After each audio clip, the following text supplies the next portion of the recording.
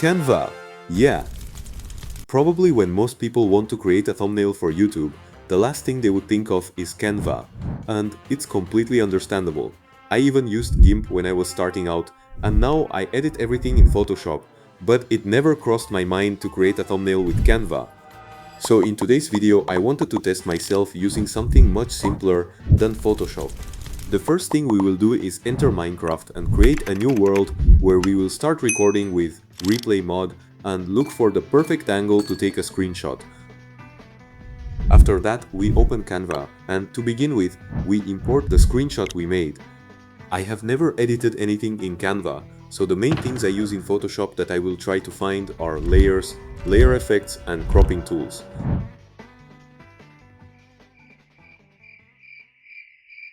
Well, we have the first problem. Fortunately, after a long and difficult search, I found the layers. Next were the effects, which I managed to find easily, but there really weren't many options, and the ones that were available were too simple. Finally, the cropping tool was also very easy to find and will help us. Well, another problem. This tool is only available with Canva Pro, but I refuse to pay for the subscription. So to solve this, I found this page that allows you to separate objects from images for free.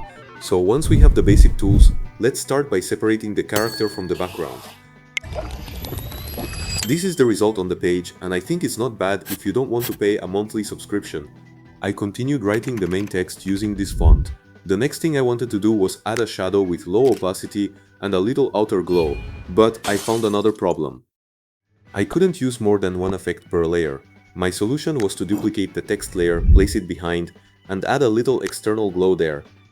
Then, using the tools mentioned above, I tried to create a small shape to put the Canva title on, but I didn't love what I did.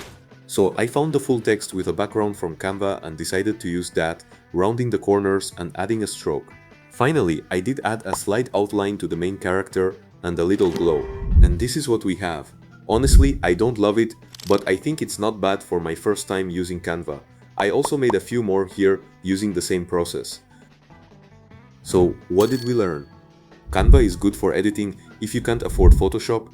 Yes, but better use Photopea. This shit is terrible.